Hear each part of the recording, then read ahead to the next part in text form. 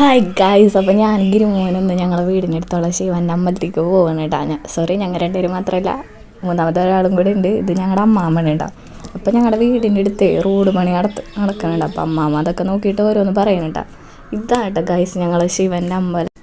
ഞങ്ങളുടെ കല്യാണത്തിന് ശേഷം ഞാൻ ഇടയ്ക്കിട്ട് തൊഴാൻ വരാറുണ്ട് കേട്ടോ.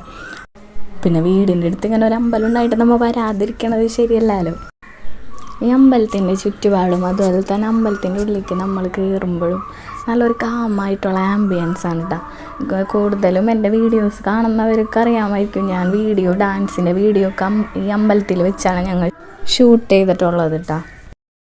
പിന്നെ ദേ ഈ കാണുന്നതാണ് കേട്ടോ ശരിക്കും നമ്മളുടെ അമ്പലത്തിൻ്റെ ഫ്രണ്ട് ഭാഗം.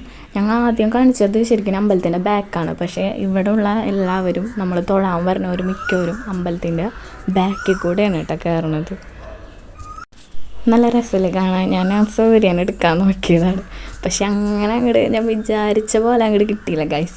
എങ്ങനെയോ ഞാൻ ഒപ്പിച്ചെടുത്ത്. ഈ അമ്പലം ശരിക്കും ഉണ്ടല്ലോ വേറൊരു ടീമിൻ്റെ തറവാട്ടമ്പലമാണ്. അവരിൽ നിന്ന് നാട്ടുകാരെ ഏറ്റെടുത്ത് നടത്തണതാണ് കേട്ടോ. ഇപ്പം 5 ദിക്കാരും കൂടിയിട്ടാണ് ഉത്സവമൊക്കെ നടത്തുന്നത്. ഉത്സവത്തിന് ഒരു ആന ഉണ്ടാവുള്ളൂ കേട്ടോ. അപ്പോൾ വരാത്തവരാരെങ്കിലും ഉണ്ടെങ്കിൽ വന്ന് കാണാം കേട്ടോ.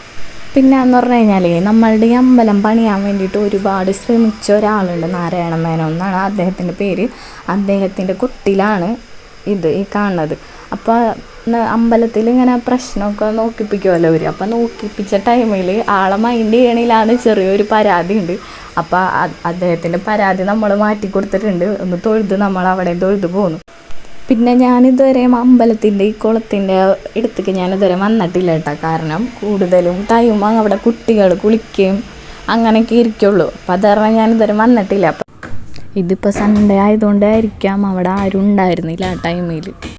വെള്ളത്തേക്ക് ഇറങ്ങിയപ്പോൾ എനിക്ക് ഒരുപാട് സന്തോഷമായിട്ടാണ്. കാരണം എപ്പോഴും അങ്ങനെ ഇറങ്ങാൻ പറ്റിയിട്ടില്ലല്ലോ. അപ്പം ആദ്യമായിട്ട് ഇങ്ങനെ ഇറങ്ങിയപ്പോൾ ഒരുപാട് ഹാപ്പിയായി. പിന്നെ നേരെ കാണണത് കാളകളൊക്കെ ഇട്ടിരിക്കണതാണ് കേട്ടോ.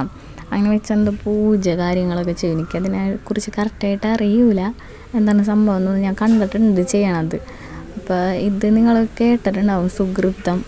ഈ ഇടവിലങ്ങളുള്ളവർക്കൊക്കെ അറിയിക്കും. സാമ്പത്തികമായിട്ട് പഠിക്കാൻ ബുദ്ധിമുട്ടുള്ള കുട്ടികളൊക്കെ ഉണ്ടല്ലോ. അപ്പോൾ അവരവിടെ കൊണ്ടുവന്ന് നിർത്തി അവർ കാര്യങ്ങളൊക്കെ നോക്കി അങ്ങനെ പഠിപ്പിക്കുമായിരുന്നു.